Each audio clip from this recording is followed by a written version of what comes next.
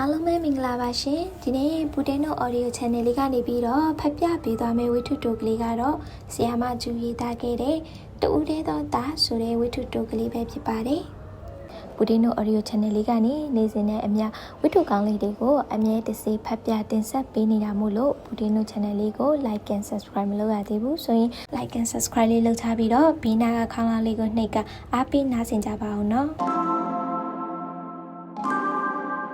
ကျမသည်ရုံးတစ်ခုမှာစရေးမှဖြစ်ခဲ့ဖို့ကောင်းသည်သို့မဟုတ်လက်နှိပ်ဆက်နှင့်လက်ရည်တူကျွမ်းကျင်သူတယောက်ဖြစ်ခဲ့ဖို့ကောင်းသည်သို့မဟုတ်ဒီဇိုင်းအတက်ကျွမ်းကျင်သူသို့မဟုတ်သပင်အလှပြုပြင်ရေးစိုက်ပိုင်ရှင်ယခုတော့ကျမဘဝ၏အရှုံးအလုံးသည်ကျမစိတ်ပညာဌာနမှာနီးပြဆရာမဖြစ်ခဲ့တဲ့ကစတင်ခဲ့တော်သည်ကျမပထမဆုံးကြည်ကျင်နဲ့အရှုံးပေးခဲ့သူမှာကျမ၏ယောက်ျားဖြစ်သည်ကျမ၏ယောက်ျားသည်တဦးတည်းသောသားဖြစ်သည်သူတဦးတည်းသောသားဖြစ်ခြင်းသည်လောကတွင်ဘာမျှမထူးဆန်းဟုထင်ရတော့လေထိုတဦးတည်းသောသားကိုကျမ၏အိမ်ထောင်ဘက်အဖြစ်ရွေးချယ်ခံခြင်းသည်ထူးဆန်းနေပါသည်ကျမသည်လူတို့၏စိတ်နှင့်စိတ်ထားပတ်ဝန်းကျင်ရိုက်ခတ်မှုကြောင့်အတွင်းစိတ်ပြောင်းလဲတုံ့ပြန်ပုံတို့ကိုဝါသနာအရတော်၎င်းတာဝန်ဝတ္တရားအရတော်၎င်းအတတ်နိုင်ဆုံးလေးလာသင်ယူတက်မြောက်ထားသူဖြစ်သည်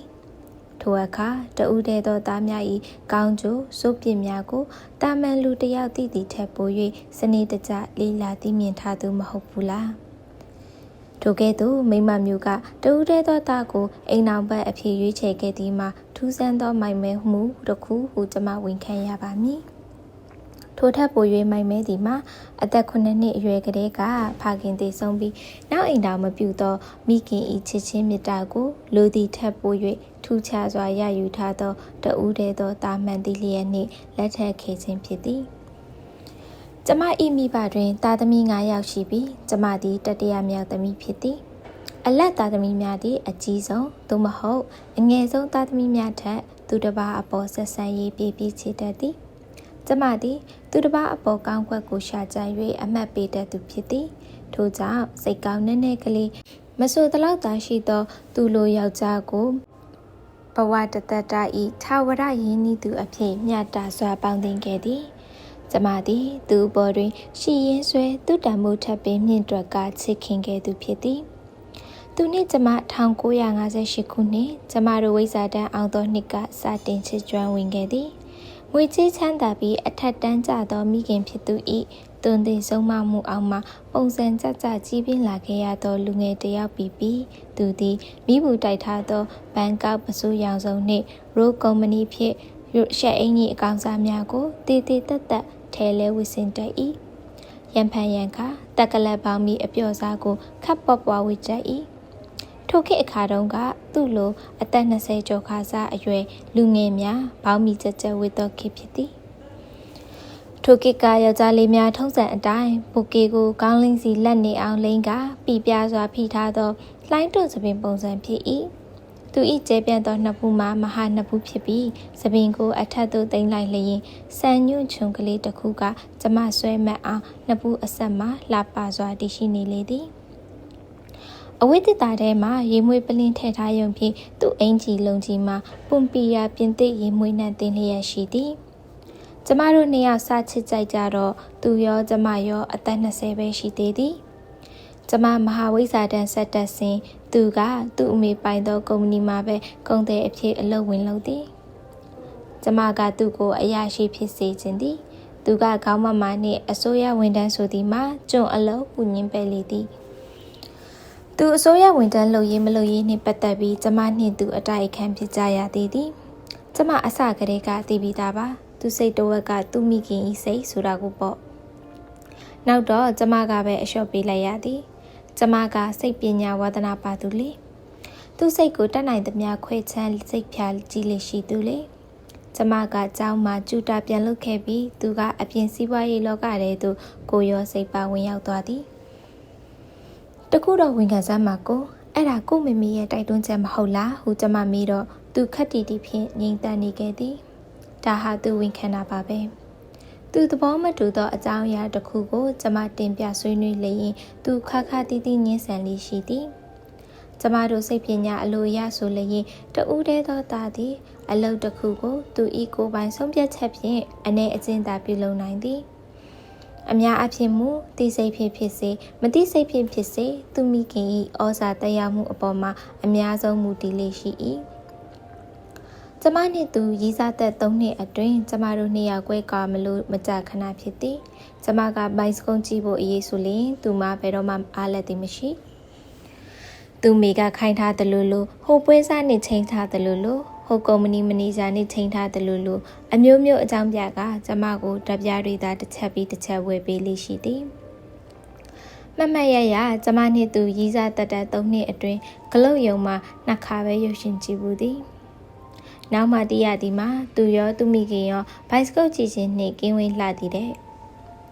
ကိုပစိုးအစင်ကလေးကတိတ်လှတာပဲဒါမြောက်ပြင်လုံးကြီးနော်ကိုဟုတ်လားဟိုကျမမေးလျင်သူမပွင့်တပွင့်ပြုံးကမတိဘူးမမေဝယ်ပေးတာဟုပြန်ဖြေလေးရှိသည်သူဘာလို့သူမိခင်အလိုအရာ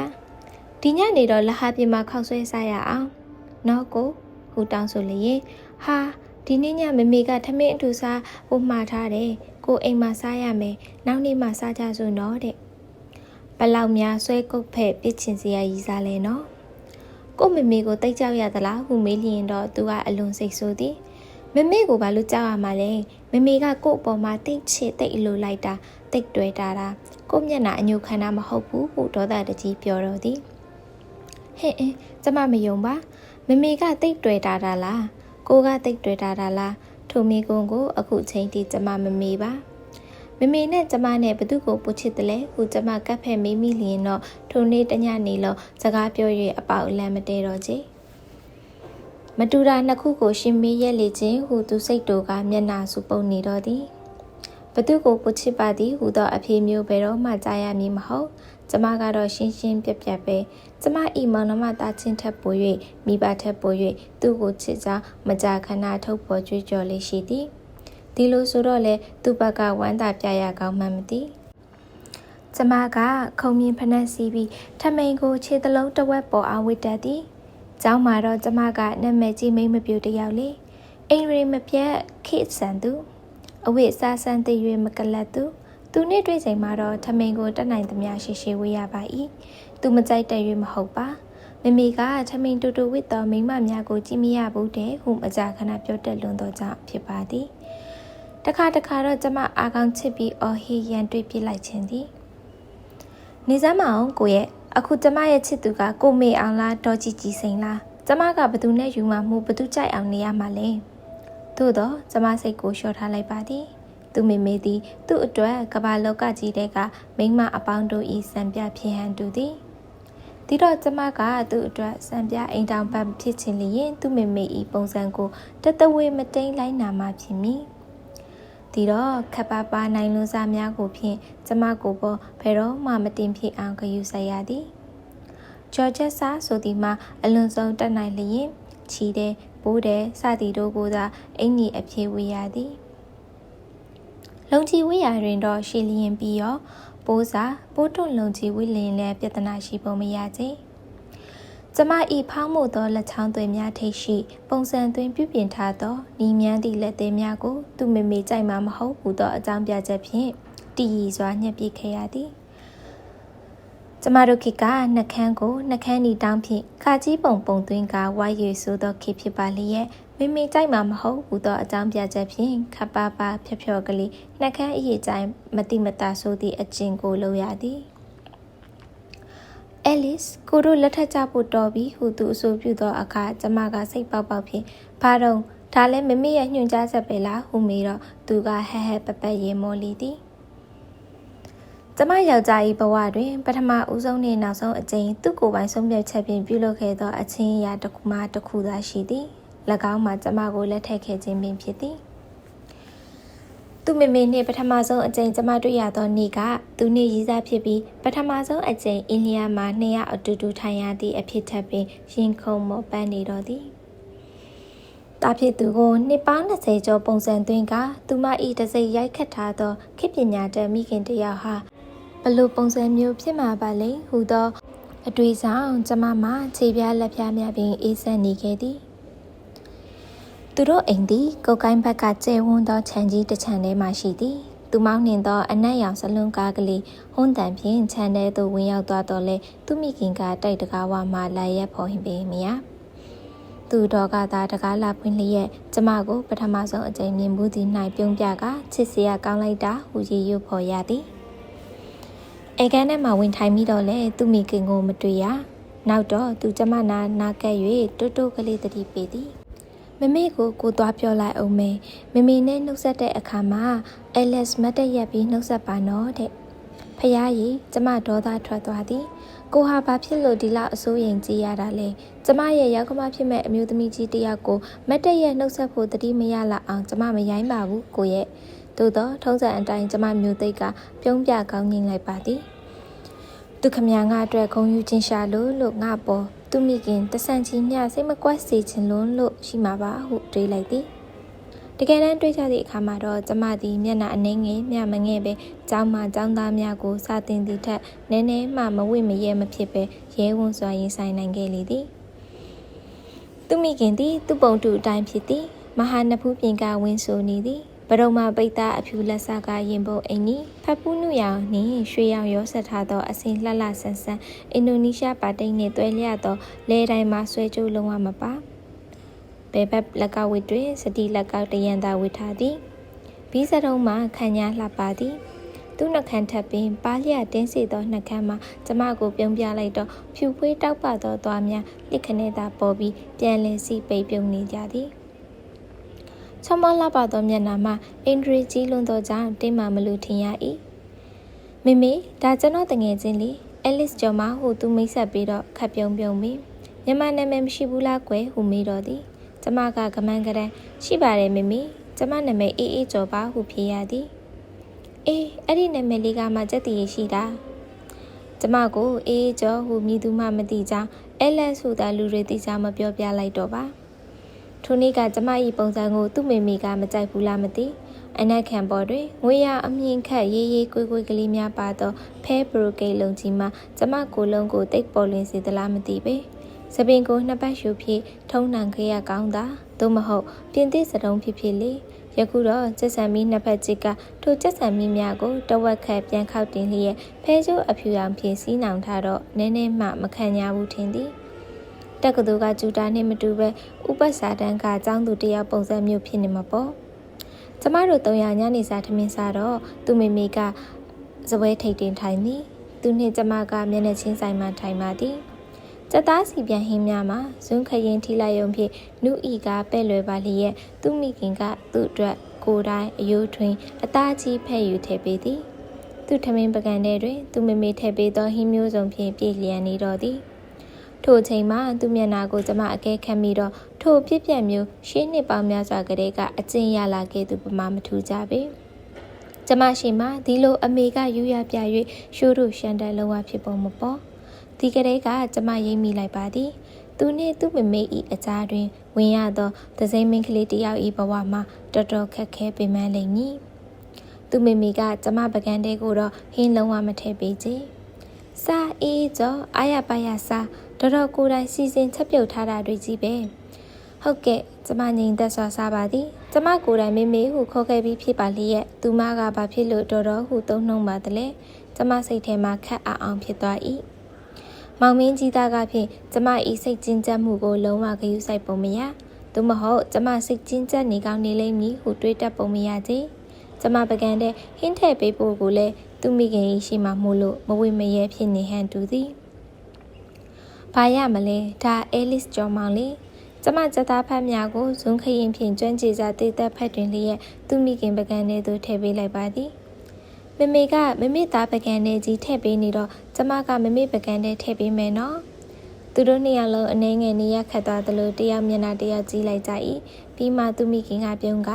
ကျေးဇူးတင်ပါတယ်ကွယ်ဟုချူချူကလေးပြန်ပြော၏ထိုနေ့ဤနောက်တရက်မှာကျမနှင့်သူကျမအဆောင်ရှိကခုံတန်းပေါ်မှာအကြာကြီးစကားပြောဖြစ်ကြ၏မနေ့ကမေမေကကိုမေးတဲ့အဲလစ်ထင်သားပဲအဲ့ဒီမိန်းကလေးနဲ့သားနဲ့သမီးစားတွေလားတဲ့အင်းဒီတခါကျမချစ်သူကြီးကိုပိုင်အစွမ်းစားကိုကျမသိရတော့မှာပေါ့အဲ့တော့ကိုကဘာပြောလိုက်သလဲအမှန်တိုင်းပဲလေဟုတ်တယ်မေမေလို့ကျ ကျမပြုံးချင်ချင်းမျက်လုံးများဖြင့်သူ့ကိုငေးကြည့်နေမိသည်အဲ့ဒီတော့ကိုမေမေကဘာပြောလဲတားသူနဲ့ယူမလားတဲ့အလိုလေးကျမလိုမိန်းကလေးကိုသူ့သားကမယူပဲကြောရယုံကြံသိသည်များဟုထင်နေရောသလားအဲ့ဒီတော့ကိုကလည်းယူမလို့ဖြေလိုက်တယ်ကျမကကျေးဇူးတင်စွာသူ့ကိုပြုံးကြည့်လိုက်သည်တော်ပါသည်ရဲ့ကျမ၏ချစ်သူသည်ဒီတစ်ခါတော့စိတ်သက်အင်အားတွေပါတွေပြည့်လို့ပါကလားဟုတ်ပြီကိုတိတ်တက်တိကောင်းတာပဲကဲဆက်ပြောစမ်းပါအောင်ဒီတော့မေမေကဘာပြောသလဲသဘောတူတဲ့လားမတူဘူးတဲ့လားသူကအတန်ကြာအောင်ငြိမ်သက်တွေးဝင်နေသောအခါကျမကအားမလို့အားမရဖြစ်လာသည်သူလည်းပင်သွေးကြောကလေးတစ်ဆက်ဆက်ခုန်နေသည်ကိုကြည့်ရင်အခြေအနေသိပ်မကောင်းတော့မှကျမရိပ်မိလိုက်ပါသည်ပြောလေကိုသဘောတူသလားမတူဘူးတဲ့လားသူကျမကိုရီဝေးစွာတစ်ချက်ကြည့်ပြီးပြုံးပြသည်သူ့ပြုံးမှာကျမကိုအားပေးသောအပြုံးမဟုတ်ပဲသူ့ကိုသူအားပေးသောအပြုံးဖြစ်လေသည်အဲ့ဒါတွေဘာမှမပြောဘူးအဲလစ်မင်းတို့ယူပြီးရင်ဘယ်မှာနေကြမှာလဲတဲ့အဲ့ဒါပဲမိတယ်ကျမသူ့ပါပြင်ကိုလက်ညှိုးကလေးနဲ့ထိတိုးပြီးအတန်ကြာအောင်နေငြိမ်သက်နေလိုက်သည်ကျမရင်ထဲမှာတော့ဒေါသနာကျင်ခြင်းနှင့်အတူကျမတို့နှစ်ယောက်တစ်သက်လုံးကွဲသွားမှကိုစိုးရင်စိတ်ဖြင့်တုန်လှုပ်နေတော့သည်ကိုထင်တယ်လေဒါသူ့သဘောထားကိုအညင်သာဆုံးထုတ်ပေါ်ပြောလိုက်တာပဲလို့ကိုဘယ်လိုပြန်ဖြေခဲ့သလဲဟင်ဘာမှမဖြေပဲအမေရှိမှအကြာကြီးငြိမ်နေခဲ့တယ်ကိုဘာဖြေရမလဲအဖြေမှမရှိတာပြောစမ်းမအောင်အဲလက်စ်ကိုဘာလုပ်ရမလဲကျမလက်ကိုလာရွေးဆုပ်ကိုင်းသောသူ့လက်ဖြားများအေးဆက်လျက်ရှိသည်ကိုအံ့ဩစွာသိလိုက်ရသည်ကောင်းပြီသူကကျမသဘောထားကိုသိစင်လျင်ကျမပြောရတော့မှာပေါ့ကိုဒီနေ့ညအိမ်ပြန်ရင်ကိုမပေးရသေးရဲ့အဖြေကိုပေးလိုက်ပေါ့ယူပြီးရင်အဲလစ်နဲ့အတူအိမ်ကန်တစ်ခုငှားနေမယ်လို့နော်ကိုတတိရှိဖို့တော့လုပ်မယ်နော်ကိုတတိရှိပါတယ်အဲလစ်ရာကျမမယုံကြည်ပါသို့တော့ကျမလည်းကိုတတိရှိမယ်လို့ယုံပါတယ်ကွယ်နောက်ပြီးတခုသိစားအောင်မေးခဲ့အောင်အဲလစ်ကျော်မောင်နဲ့ယူပြီးတဲ့အခါစိန်ကုမ္ပဏီမှာကိုကိုအလုပ်တာဝန်ကနေရက်စဲပြစ်မှာလားဆိုတာလေအဲ့ဒါတည်တည်ချာချာမေးခဲ့နော်ကိုတကယ်လို့ကိုမေမေကအလုပ်ဖြုတ်ပြရင်ကောရင်အဲလစ်ကျမသူ့လက်ဖြားကိုတင်းကျပ်နေအောင်စုပ်တွေးလျက်ကအင်အားများစွာပါသောအပြုံးတစ်ခုဖြင့်နှိမ့်သိမ့်လိုက်သည်စိတ်မပူပါနဲ့ကိုအဲလစ်အသက်ရှင်နေသမျှကိုနဲ့အဲလစ်အတွက်ဘဝကလေးလှလှပပဖြစ်နေအောင်ကျမဆွမ်းဆောင်နိုင်ပါတယ်ကိုယုံရဲ့လားယင်ယုံပါတယ်အဲလစ်ရဲ့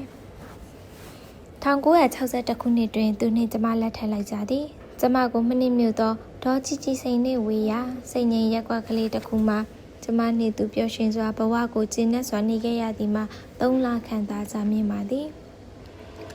တနေ့တွင်ကျမတို့အိမ်သို့သူမိခင်လိုက်လာခဲ့သည်လက်ထပ်ပြီးမှသူမိမိကိုပထမဆုံးအကြိမ်တွေ့လိုက်ရသောသူသည်ပြရာခလျက်ရှိသည်တားကိုမိမိပဲနီးနှမ်းမခွဲနိုင်မှုတတ်တာ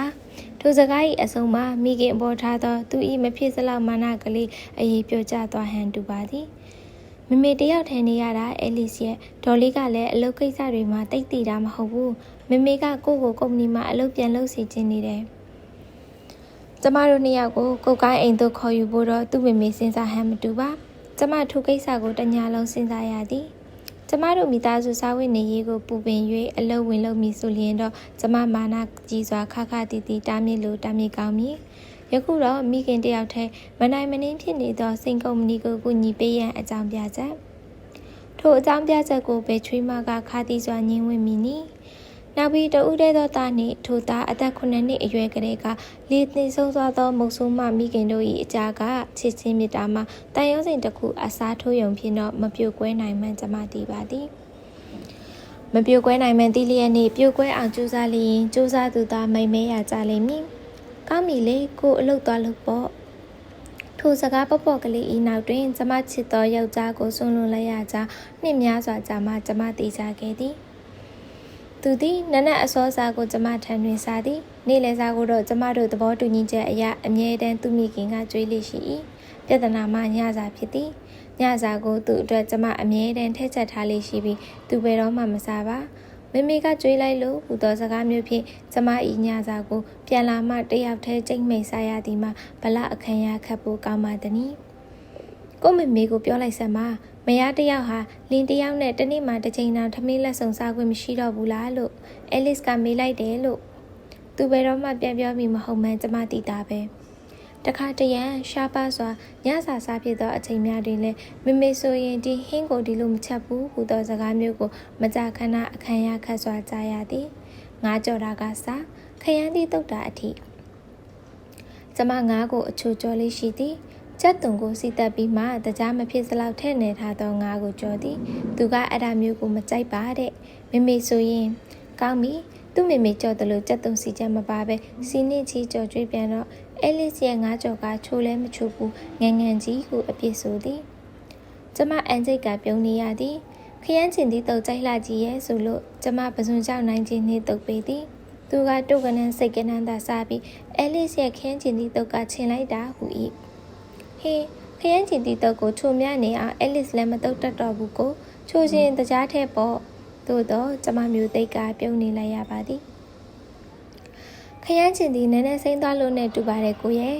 နောက်နေ့ကျတော့မဲ့အရင်နဲ့ခရမ်းချင်သည်အလုံးကောင်းကောင်းရှာပြီးတုတ်ကျွေးမှာပေါ့နော်ကိုဟူစစ်ပြင်းငိမ့်စကားဖြင့်အလံဖြူပြစေမေဆိုရင်ကြက်တုံကိုဒီလိုမလီးဘူးတဲ့ကျမဒေါသထောင်းကနေထားသွားသည်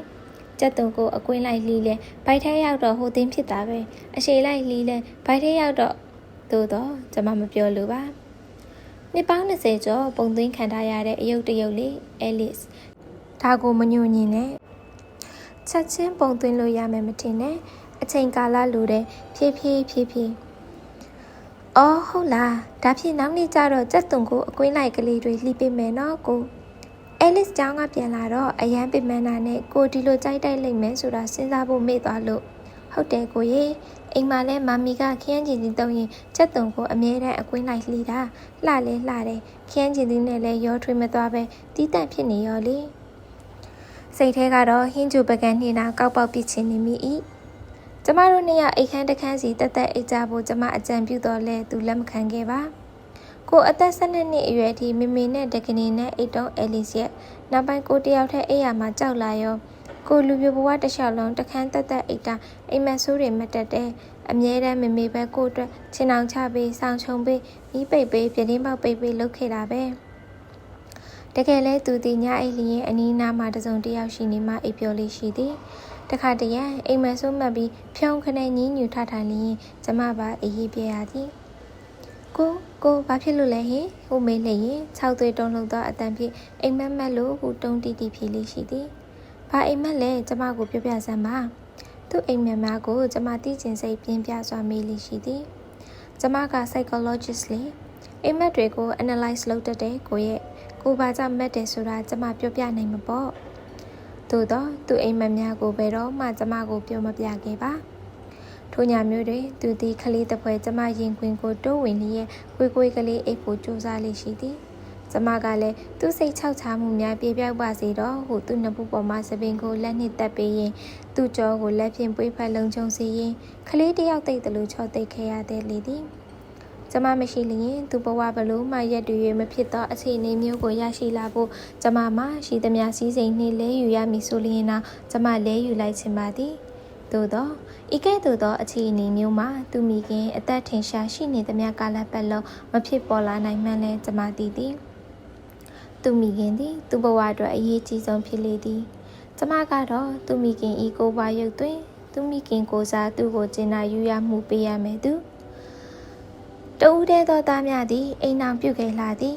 အကယ်၍အိမ်အောင်ပြုလိုက်လျင်လဲသူ့ဇနီးသည်သူ့ဘဝအတွက်တိတ်အရေးပါလိမ့်မည်မဟုတ်ချေဟူသောစိတ်ပညာလေးလာတွေ့ရှိချက်တစ်ခုကိုပြောင်းပြန်လှန်ပစ်ဖို့ကျမမိုက်မဲစွာကြိုးပမ်းခဲ့မိသည်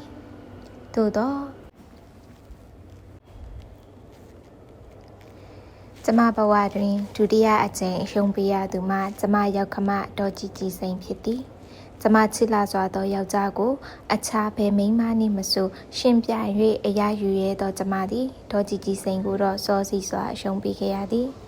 အကယ်၍သာကျမသည်စိတ်ပညာကိုလိုက်စားသူဆရာမတရားမဟုတ်ခဲ့ဘူးဆိုလျင်သူတို့သားမိ၏စိတ်ခံစားမှုကိုနည်းနည်းကလေးများထဲမတွက်ပဲကျမလူကျင်သောအရာကိုမိမျိုးစုံဖြင့်အရာယူမိပါလိမ့်မည်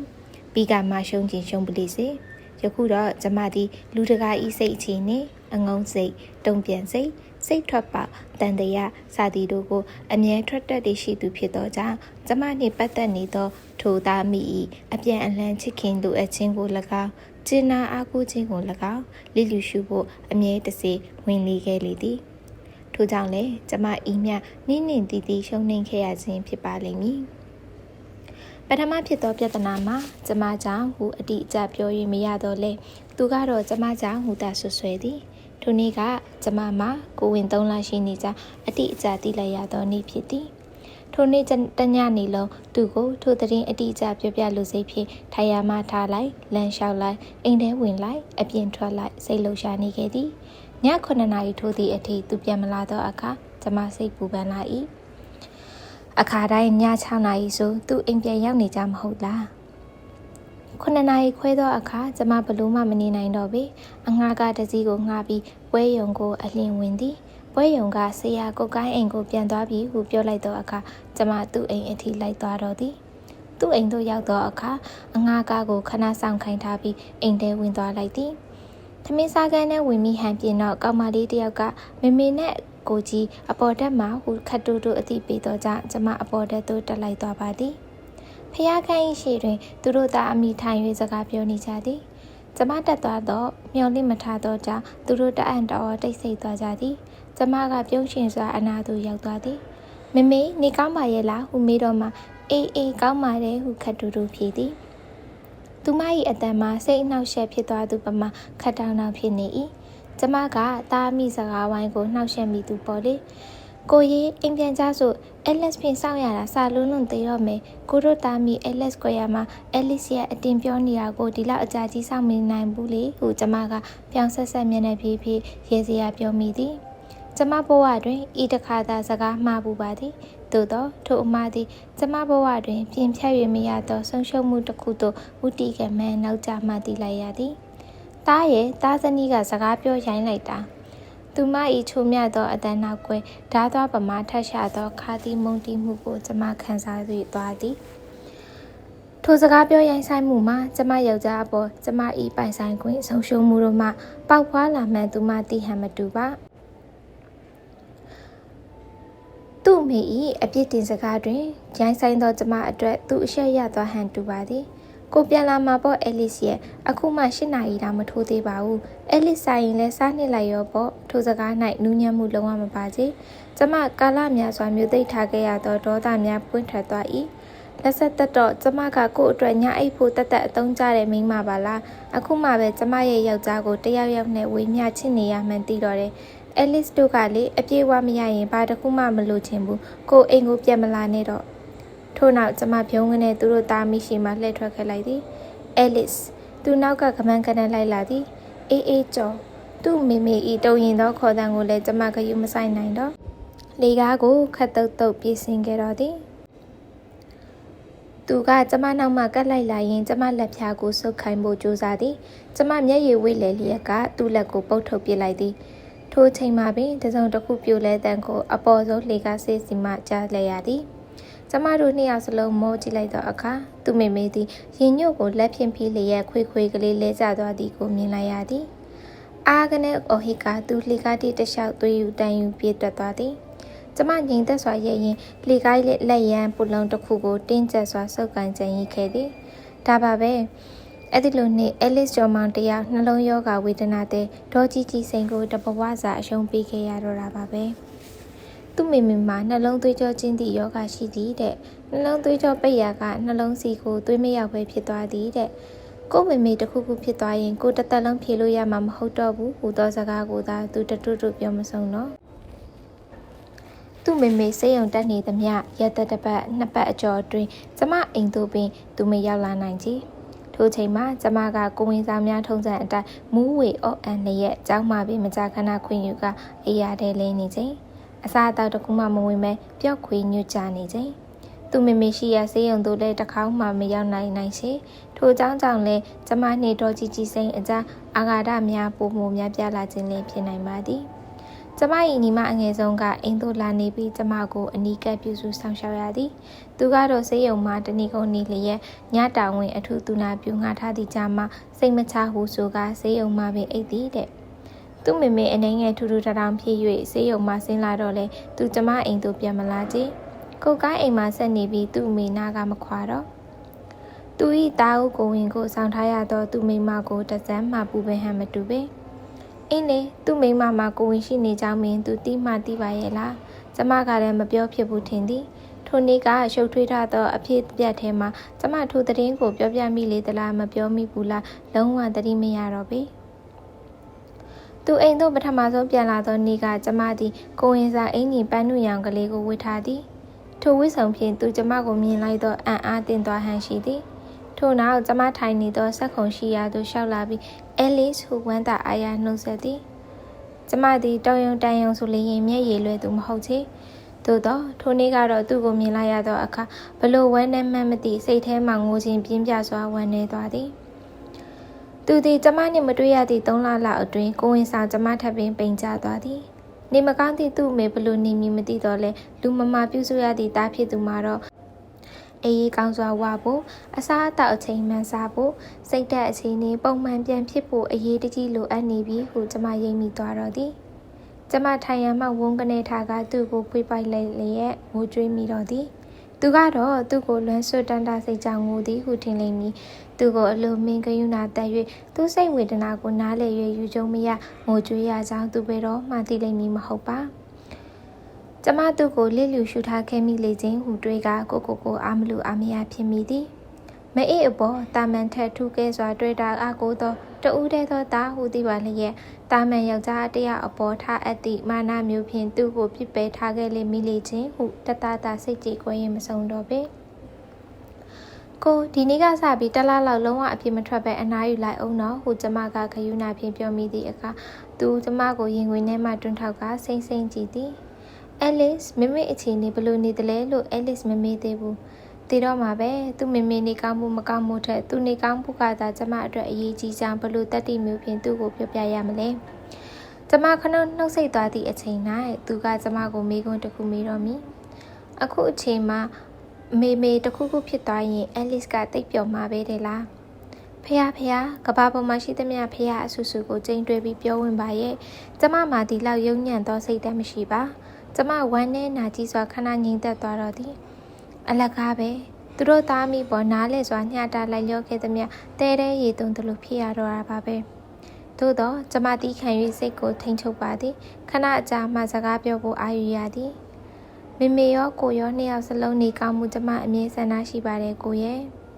သူကယုံဟန်မတူပါမျက်နှာထားခက်တီတီဖြင့်ကျမကိုစိုက်ကြည့်နေခဲ့၏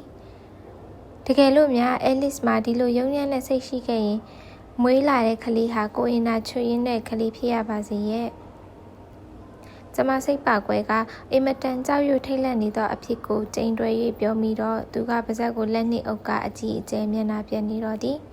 ကျမထံသို့သူအပြည့်အဝပြန်ရောက်နိုင်ဖို့သူ့အမေအပြည့်အဝကျမ်းမာမှဖြစ်မည်ဟုတဖြည်းဖြည်းသိမြင်လာသောကျမသည်သူ့ကိုအာဟာရဖြစ်မည်အစားအစာများစားရင်းပြုလုပ်ကျွေးမွေး၍သူ့မိခင်အတွက်ပါဓာတ်စာများစီစဉ်ကျွေးမွေးရတော့သည်ကျမကိုမကြည်လင်သောသူမိခင်ထံသူနှင့်အတူလိုက်သွား၍ပြုစုနိုင်ဖို့ကြိုးစားရသည်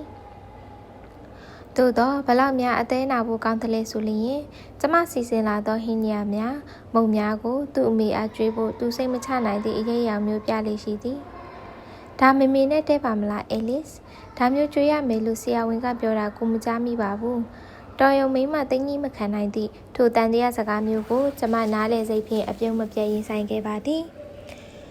ကျမတခါတရံပြုံးသလိုရေသလိုစကားနာထိုးတိုင်းဇနီးမယားဆိုတာအစားရတယ်မအေးဆိုတာအစားမရနိုင်ဘူးအဲလစ်ဟုခက်တီတီဖြစ်ရှင်းလေးရှိသောအေးဆက်ဆက်စကားမျိုးကိုပင်ကျမပြုံးရဲ့လက်ခံနေခဲ့ပါသည်ကျမဘလို့ပဲသိခံသည်ဖြစ်စေနောက်ဆုံးတော့ကျမယောက်ျားကိုကျမအပီးတိုင်ဆွန့်လွတ်ခဲ့ရပါသည်ကျမတို့နေရာမကွဲကွာမီနောက်ဆုံးရက်မှာကျမမိဖွားမိရက်ဖြစ်သည်ထိုရက်မတိုင်ခင်တပတ်တီကျမမမွေးဖွားရတော့မလားဆိုတိတ်ကဘိုက်လဲတကယ်ပင်နားလျက်ဘလို့နေလို့နေရမှန်းမသိအောင်အခမ်းရခတ်သောကတိကအောက်ဖြစ်မှုဖြင့်အချိန်ကုန်နေတော့သည်ကိုအဲလစ်အနားမှနေတော့ကိုကိုင်းအိမ်ကိုမသွားပါနဲ့နော်ဟုလင်မယားဘဝမှာပထမဆုံးအချိန်သူ့ကိုအားကိုးမိသည်သူကလည်းကျမမွေးမိကလေးကိုယောက်ျားကလေးမိန်းကလေးစိတ်ဝင်စားတာလားကိုရင်ကချိုရွင်းမရွင်းစိတ်ဝင်စားတာလားမသိကျမ၏အနာကကိုမခွာတော့ပဲအဲလစ်ကော်ဖီတောက်မလားယင်အဲလစ်တမယာရီတောက်မလားယင်ကိုဖြော်လိုက်မယ်လေဘေးမှာကျမညီမရှိပါလေရဲ့ကျမကိုသူကိုယ်တိုင်ပြုစုယူရခြင်းသည် ထိုအခါဘယ်တော့မှဇနီးမရရဲ့လို့ပြုစုရကောင်းမှမသိတော့ကျမယောက်ျားဤကျင်နာမှုကိုကျမအလွန်မမောကျေနပ်လျက်ကောင်းငင်းပြလိုက်ရသည်သူသည်ကော်ဖီလဲကောင်းကောင်းမဖြော်တတ်တကြားဘက်နဲ့စုံထည့်ရမှန်းလည်းမသိတမယာရေကိုလည်းစားထည့်ပြီးဖြော်ရမှန်းမသိတမယာသီးကိုအရင်နှင်းရသလားရေကိုအရင်ထည့်ရသလားလည်းမသိ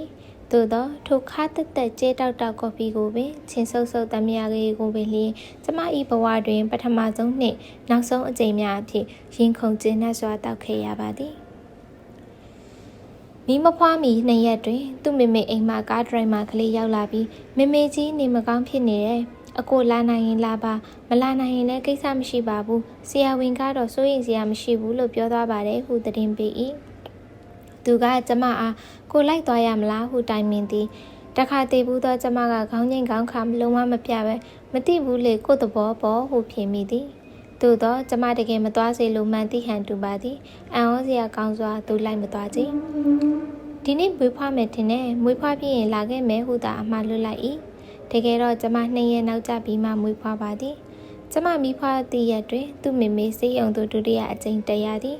ဒီတစ်ကြိမ်မှာတော့တတိလစ်သွားတာကအကြာကြီးဟုဆိုသည်သူသည်ပထမတစ်ကြိမ်သူ့မေမေစေးရုံတက်ခြင်းအတွက်ကျမကိုအပြစ်တင်ပြီးဒုတိယအကြိမ်သူ့ကိုသူအပြစ်တင်သည်ထိုနေ့မှစ၍ကျမတို့2ယောက်ကွာရှင်းပြည့်စဲသည့်အထိကွဲကွာသွားတော့သည်အကြောင်းရင်းကလေးတွေဘလောက်ပဲစုပြုံနေသည်ဖြစ်စေကျမတို့2ယောက်ကွဲကွာစေသောအဓိကအကြောင်းရင်းမှာတော့ကန်ဆိုးလာစွာမွေးဖွားလာသောကလေး၌အပေါ်နှခမ်းကလေးကွဲနေခြင်းပဲဖြစ်လေသည်ကျမဘဝတွင်တတိယအကြိမ်ကြည်ကြည်နက်နက်အရှုံးပေးလိုက်ရသူမှာကျမသားဖြစ်သည်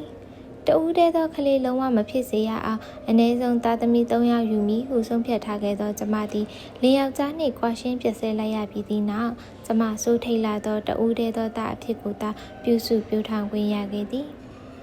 ကျမ၏သားကလေးကတိတ်ကိုချုံမော်သည်မျက်လုံးမျက်ခုံးကကျမလိုနတ်မောင်ထူတဲ့ကရွှန်းလက်တောက်ပပြီးနှာခေါင်းနှင့်ပါးစပ်ကသူ့ဖေးနှင့်တူသည်နှာတံကဆေးလုံးချုံမွေပြီးနှကန်းနှီထွေးကပါလက်သည်အကွဲကလေးကလည်းတွေ့ဘူးသမျှအခြားကလေးတွေလိုမတိတာလာပေစနေသားဖြစ်သောသားကိုတာယာဟုနာမည်ပေးထားပြီးတာယာဟုမခေါ်ရအောင်ကျမချစ်မြတ်လိုပါသည်တနေ့သားကလေးကိုအရေးတကြီးကြီးထွေးပွေချော့မြူလျက်စွန့်ခွာသွားသောသူ့ဖေကိုပင်လုံးဝမလွန်ဆိုမတန်တာမိလောက်အောင်သားကလေးဤဆွဲဆောင်မှုကပြင်းထန်လာသည်သားကလေးမို့အိတ်နေပြီဆိုလျင်ဖဖောင်ဖောင်ကလေးမျက်တောင်ကော့ကော့ကလေးကိုမှနမ်းဆိုင်လိုလျက်မနှမ်းရဲ့လက်ဖြားကလေးနှင့်အသာထိလိုက်လျင်ပင်သားကလေးဖြတ်ခနဲ့လန်နိုးမှကြောင်းယွန်းကအနီးမှတစိမ့်စိမ့်ကြည့်မဝနိုင်အောင်ရှိနေတော့သည်မမေဘဝရဲ့ကျေတာယာကလေးမမေဘဝအမောင်လေးကိုတက်နိုင်သမျှဖြိုဖျက်လင်းလန်းလာစေမိကျေတာယာကလေးလေတာဤအတော်တွေဦးလေးတွေတာဤအကိုအမဝမ်းခွဲတွေကတာကလေးအနားတွေဝိုင်းကထိကိုင်းနန်းတော်မီဟန်ပြင်းလျင်ကျမကခါခါတီးတီးညင်းဆန်မိတတ်သည်ဟင်းမနှမ်းကြနဲ့ခလေးကနူးနူးညံ့ညံ့လေးယောဂဘိုးတွေပါတယ်အလွယ်တကူဝင်သွားမှနောက်ပြီးအဲလစ်ရဲ့သားကလေးကအသက်နည်းနည်းကလေးကြီးလာရင်ခွဲစိတ်ပြုပြင်ရအောင်မှကျမရဲ့အပြေအဝကောင်းနေမှဖြစ်မယ်ကျမကိုဝင်ရှိမရှိမသေးကြသည့်အချိန်ကလေးကခလေးကိုထိခိုက်စေမိစေဝါတစ်မျိုးမျိုးကိုမေလျော့ကစားမိဖို့မဆိုထားနှင့်ရင်သွေးကလေးပူလောင်ရှာမလားဟုသောအကြောင်းပြချက်ဖြင့်ကျမအလွန်ကြိုက်နေတတ်သည့်ငရုတ်တီငရုတ်ကမြင့်စားသည်တို့ကိုပင်တလျှောက်လုံးရှောင်ကျဉ်ခဲ့တာရင်းနှီးပူပူတော့မတော့ဘဲဂယုတစိုက်ထိန်သိမ်းခဲ့တာတို့ပါလေရဲ့ကျမ၏သားကလေးမှနှုတ်ခမ်းအကွဲကလေးပါလာလေခြင်းဟုစိတ်ထိခိုက်ခြင်းများစွာဖြင့်ယောက်ျား၏စွန့်ပစ်မှုအောက်တွင်မိတွင်ရက်တစ်လျှောက်လုံးငိုကြွေးမဆုံးတော့ပေကိုဝင်6လကျော်ကာလတုန်းကကိုကျိန်တွယ်ပြမိပူသည့်ကျိန်စာကိုသာတမြင့်မြင့်တတိယနေမိတော့သည်သို့သောကျမစိတ်၏စင်ကြယ်မှုကိုတမဒေဝနတ်မြတ်များသိပါလိမ့်မည်သူများတွေဆိုအာကောင်အထိကွဲတာမမရဲ့အခုတာယာကလေးကနှုတ်ခမ်းလေးတင်ကွဲတာပါဆရာဝန်ဖြစ်သူညီမငယ်ကတော့ကျမကိုနှုတ်ခမ်းကွဲကလေးဖြစ်လာနိုင်သည့်ရာဂိုင်နှုန်းအနေထားနှင့်တကွတားလောင်ပေတာကိုတစ်ခုပြီးတစ်ခုရှင်းပြနေခဲ့ပူသည်တားကလေးကအလွန်လောဘကြီးသည်ကျမကြောင်းသွားသည့်အခါ၌သူ့ကိုထိန်သောကလေးမအားနှုတ်ကိုတတ်မှတ်ထားသည့်အကျဉ်ထက်ပို၍မတိုင်မီအောင်ဂယုတစိုက်မှကြရသည်တားကအုံငိုပြီးဆိုလျင်အာကောင်ကိုချစ်ပြီးဇွဲကြီးကြီးနှိမ်ငိုလေးရှိသည်ထို့သောငိုတိုင်းကလေးမကလေးကအငိုတိတ်အောင်နှုတ်တိုက်လေးရှိသောကြောင့်ကျမငိုရအခက်ရေရအခက်ည ညနေကျမှမအေးနို့ကိုစိုးခွင့်ရသောတာကလေးကိုကျမအကျဉ်းနာပိုလျက်ရင်ခွင်မှာမခွာတန်းထွေးထွားမိတော့တာကလူလဲကြသည်တာကိုသူ့ပခတ်ကလေးပေါ်သို့မချလိုက်နှင့်အိပ်ပျော်နေရမှမျက်လုံးဖွင့်ကြည့်ကဧည့်ကနေငိုတော့သည်ကျမကမန်းကရန်ပြန်ပွေးချီလျက်ရင်ခွင်မှာအပ်ထားတော့တာကမျက်လုံးမိတ်ကအိပ်ပျော်သွားပြန်၏တခါအိပ်ပျော်ပြီးအထင်းနှင့်ပခတ်တဲထဲသိပ်တော့မဲဟန်ပြင်းလျင်မျက်တောင်ကော်များရုပ်ခနဲညှုကော်လျက်ဧည့်ကနေငိုပြန်သည်ကြည်စံမမေသားကအခုကလေးကမမေအပေါ်အနာယူတက်နေပြီကောတရုတ်ပြည်ဖြင့်နူးညံ့သောအသေးစားအမွေးပွားဆောင်ကလေးများကိုရောင်စုံထား၍သားကိုယူရသည်ဆောင်ထဲမှမြင်နေရသောယုံယုံကလေးများဘဲရုပ်ကလေးများကိုသားကလေးလက်ညှိုးညွှန်၍တခိခိရင်မောလျင်တော့အသေးနှလုံးတွင်တဆက်ဆက်တုံလူမတက်သားကိုချစ်မြတ်နူရလေသည်သားဤပါဖားပေါင်းကလေးကိုနမ်းကြည့်လျက်နှင့်မနှမ်းရက်ပဲတာဤဖောင်းအင်းနေသောချီမိုးကလေးကိုကနမ်းဖြစ်သည်ကိုယ်တိုင်ဆွဲတာထိုးဖို့ပြင်းရင်နီးငွေလာသောကျမသည်တာအတွက်ချိတ်အိတ်လက်အိတ်ကလေးများကိုတော့သုံးမွေဖြင့်ကိုယ်တိုင်ထိုးသည်တာအတွက်ပထမဆုံးသိမွေခေါင်းစုကလေးမှာအမွေပွားနီးရဲရဲကလေးဖြစ်ပြီးကျမကိုယ်တိုင်တာအနီးတွင်ထိုင်လျက်တာမျက်နှာကိုတစိမ့်စိမ့်ငင်ရင်ထိုးခဲ့သောအိုးထုတ်ကလေးဖြစ်သည်ညတာကလေးသေးဆိုနေမလားတရေကြပြီးရင်ဘတ်ဆိုနေမလားဟုအိပ်ရမှမကြခဏထကြည့်စမ်းသက်ရလွန်၍အေးရေးပြရပေမဲ့တာဤမေမေကျမမှာနောက်တနေ့ကျောင်းမှာစာသင်ဖို့ခွန်အားအပြည့်ဘလောက်ပဲစိတ်ညစ်ညူမောပန်းပါစေငါမှချစ်စပွဲသားကလေးရှိတယ်ဟူသောအတွေ့ဖြင့်ရှိသမျှသောကားတို့လွင့်စင်ပပျောက်ခဲ့ရသည်ကျမဤသားကဖြင့်အဲ့ဒီအရွယ်ကလေးကခွန်အားကြီးမားခဲ့ပါသည်နှုတ်ခမ်းကလေးကိုချုပ်ပြီးသောအခါမှာတော့တာသည်ကဘာပေါ်တွင်အလှဆုံးသောလူကလေးတစ်ယောက်ဖြစ်တော်သည်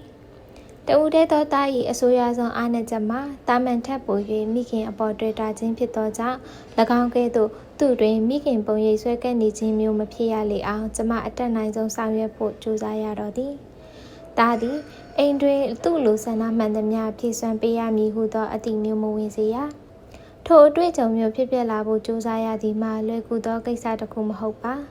တာ2နှစ်သားအရွယ်မှစ၍တာအသက်6နှစ်အရွယ်အထိတာထက်တစ်နှစ်ငယ်သောတဝမ်းခွဲညီမကလေးတာထက်2နှစ်ကြီးသောတဝမ်းခွဲအကိုနှင့်၎င်းတို့၏မိခင်ဖြစ်သူကျမ၏ညီမလက်ကိုအိမ်သို့ခေါ်ထားလိုက်ရသည်တဦးတည်းသောတာ၏ကြီးပြင်းမှုတွင်အရေးပါသောအချက်တစ်ခုမှာသူသည်အိမ်တွင်မြည်သည့်ရှင်ပြိုင်မှုကိုမျှမရရှိခြင်းဖြစ်သည်